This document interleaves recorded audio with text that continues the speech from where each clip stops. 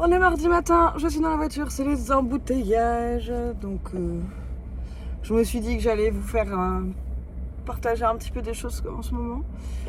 J'ai pas repris la caméra, j'essaye, mais j'y arrive pas parce qu'en fait je suis avec des gens. J'ai pas envie de les importuner avec ma caméra, enfin mon portable. Pour l'instant, j'ai pas envie d'acheter une caméra. J'ai une caméra en tête pour les vlogs.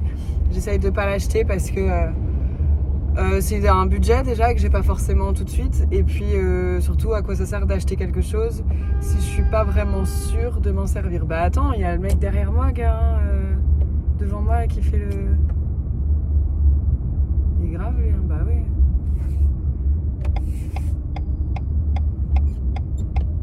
Est-ce que t'es trop pressé, hein? Oh, il m'agace lui. Eh, mais t'es malade, hein? Ça va pas ou quoi? T'es un con, hein? Je suis tombée sur des posts d'une nana que j'aime bien suivre, mais qui me trigger grave. J'aimais bien la suivre, elle était sur YouTube, elle est sur YouTube. Elle dit des trucs plutôt business et tout, mais j'aime bien ce qu'elle fait. Je trouve que c'est propre, je trouve qu'elle a une discipline de malade. Et en fait, ça me trigger de fou parce que moi, je suis incapable d'avoir cette discipline. Et en même temps, je me dis, elle a cette discipline-là, elle se force à faire ça. Elle est vachement dans son masculin, en fait, enfin, de ce que je vois, de ce que je perçois. Peut-être que c'est complètement faux, mais elle est très dans son masculin, en fait, à essayer de reproduire comme ça un système dans lequel on n'écoute pas vraiment son corps. Je crois que pour les femmes, c'est pas vraiment possible de reproduire un modèle de réussite au masculin. Si ce n'est en oubliant complètement notre partie féminine, notre énergie féminine, ce qui fait de nous des femmes, c'est-à-dire globalement notre cycle hormonal, qui a, on ne peut pas le nier, une importance fondamentale dans nos émotions, dans la manière dont on vit au quotidien, etc. On n'est pas les mêmes, enfin on est quand même cyclique et tout au long du mois, on traverse différentes phases et je trouve ça à la fois... en fait, quand je vois des nanas comme elle qui arrivent à se mettre une super discipline, genre je vais faire ça comme objectif et du coup, bam, je vais réussir à les réaliser, ça me ramène d'une au fait que moi je suis pas capable de faire ça, que à chaque fois que je me mets des objectifs, bah globalement je galère un peu à les atteindre, donc probablement que je fais pas assez d'efforts, mais en même temps je me dis ouais mais en fait moi je m'écoute, alors peut-être que je m'écoute un petit peu trop, mais j'ai aujourd'hui une relation à ma santé mentale, à mon corps. Enfin, j'ai une santé mentale hyper saine.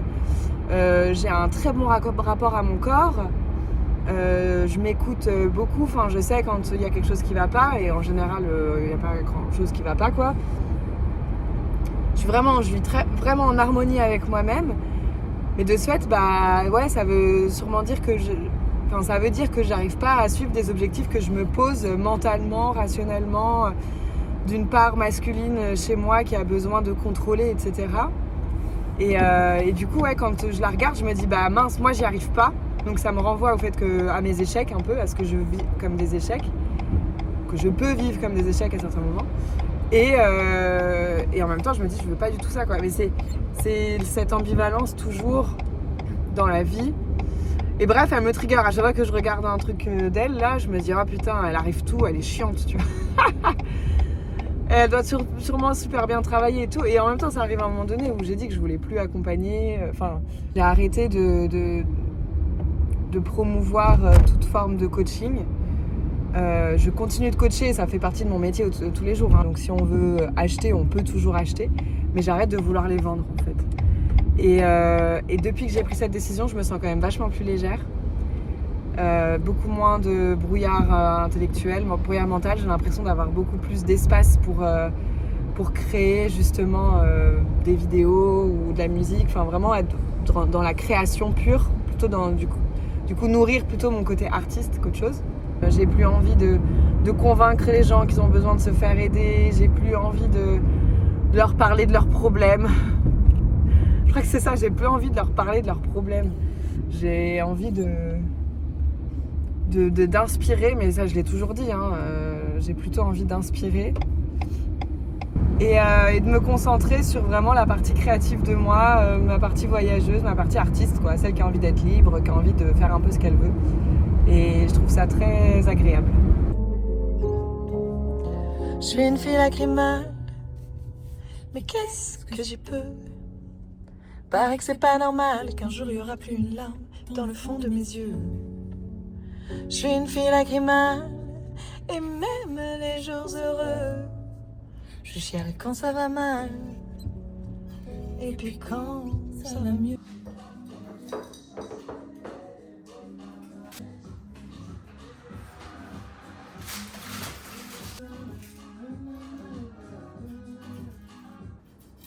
L'autre jour, j'étais au téléphone avec l'une de mes copines et je lui disais que pour la première fois depuis longtemps, j'arrive sur une nouvelle année sans avoir aucune idée de ce qui m'attend et sans non plus projeter quoi que ce soit. C'est-à-dire que d'habitude, quand on arrive en décembre, globalement, je sais... il y a toujours des choses que je peux pas prévoir, mais globalement, je sais, il y a des challenges qui ont déjà commencé, ou alors je sais qu'il va y avoir des nouveautés au cours de l'année, parce que y a des décisions que j'ai prises et tout ça. Je sais que je vais par exemple quitter un travail, ou je sais que je vais partir en voyage, ou que je vais déménager, ou ce genre de choses. Et là, pour la première fois, depuis longtemps, je n'ai absolument aucune idée de ce qui va se passer. C'est-à-dire que j'ai pas l'intention de changer de travail. Je me suis déjà séparée en cours d'année et puis j'ai pas rencontré quelqu'un d'autre, donc pour l'instant je suis célibataire. Peut-être que ça va changer, mais peut-être pas. En tout cas, il y a rien qui me dit que ça va changer. J'ai pas prévu de déménager, j'ai pas de gros voyage de prévu. Je suis vraiment dans une... dans l'inconnu total, et ça m'angoisse pas du tout. Au contraire, je suis assez contente parce que ça rend les choses très légères en fait. Il n'y a pas de pression, il n'y a pas de peur, il y a juste vas-y la vie, apporte-moi ce qui va arriver, j'ai hâte de voir. Ça se trouve, dans un an on se retrouve et il n'y a rien qu'à changer, je suis toujours au même endroit, je suis toujours dans le même boulot, je suis toujours célibataire. Là, je trouve ça hyper apaisant de me dire l'année elle va s'ouvrir et là je suis bien quoi, je suis bien. J'ai hâte de voir. Et ça se trouve, autant 2026 va me mettre à genoux complet et j'aurai rien compris. Et je vais vous retrouver là dans un an et je serai en mode j'ai rien compris, je me suis pris un rouleau compresseur de toute l'année, j'avais rien prévu de tout ce qui s'est passé, j'ai tout perdu, j'en sais rien. Je suis prête. Cela dit, il y a quand même des choses que j'aimerais bien qui m'arrivent. Même si j'ai pas d'attente particulière, j'ai quand même toujours des rêves, j'ai quand même toujours cette vision qui me porte. Et même si j'essaye aussi de me détacher de plus en plus de comment j'arrive à mes fins, je ne perds pas de mon esprit là où j'ai envie d'aller. J'espère vraiment que pendant l'année 2026, en tout cas je vais essayer de tout faire pour ne pas lâcher la création, que ça soit la création de vidéos, que ça soit la création de musique. Là, à l'heure d'aujourd'hui, j'ai quand même beaucoup de projets en cours. Je commence à trouver une régularité dans le fait de me filmer, dans le fait de dire des trucs, même si c'est un peu random, à la caméra et de sortir des vlogs. Et j'aimerais bien réussir à continuer à avoir cette régularité, même si je sais que là, je sais pas, c'est peut-être la 7e ou la 8e vidéo que vous verrez depuis le début de l'année, mais j'espère vraiment tenir la distance et puis rester motivée et continuer de documenter ma vie parce que j'aime ça. J'ai envie de pouvoir aussi créer des musiques, donc j'ai déjà commencé avec mon père, j'ai envie de continuer ça, j'aimerais bien avoir presque un album complet quoi, et peu importe si j'en fais rien, mais en fait, je saurais que je l'ai fait, j'ai réussi à écrire des chansons, à travailler avec mon père dessus, et ça serait cool. Après, peut-être que j'arriverai à les partager de manière publique. Ça implique un peu d'autres choses, ça implique déjà de les protéger, par exemple. J'en ai déjà une qui est écrite, elle n'est pas protégée, donc c'est pour ça que je la partage pas. Mais peut-être qu'en 2026, je pourrais les protéger et du coup, peut-être les partager, je sais pas. Et ouais, j'aimerais quand même prévoir un voyage au soleil. J'ai ce voyage au Brésil en tête, peut-être le Mexique ou peut-être ailleurs, je sais pas, retourner en Asie, je sais pas. Mais un voyage au soleil, seul, 3 semaines, loin, un truc comme ça. continuer à documenter, continuer à faire de la quantité de vidéos, que ça soit sur Instagram ou sur YouTube. Faire des choses, travailler mon storytelling, peut-être travailler le montage vidéo. Vous savez que c'est pas... voilà, je suis clairement pas une monteuse. Mais je m'en fiche parce que le but, c'est pas forcément d'avoir quelque chose d'hyper léché et tout ça. Je crois que j'aime bien ce côté un peu brut. Et je pense aussi que dans un monde où tout a été pensé et un peu marketé, je pense que ça peut faire du bien aussi de voir des choses qui sont pas forcément marketées. Qui restent du coup très brutes et très authentiques. En tout cas, moi je sais que j'aime bien regarder ces contenus-là.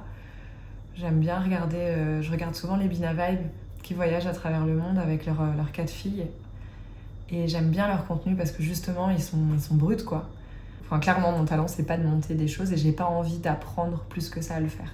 Et je me dis que si ça doit me mener quelque part, c'est en faisant ça que j'y arriverai parce que c'est ça qui m'inspire le plus en fait, qui me demande le moins d'efforts et que je vais pouvoir tenir sur la durée.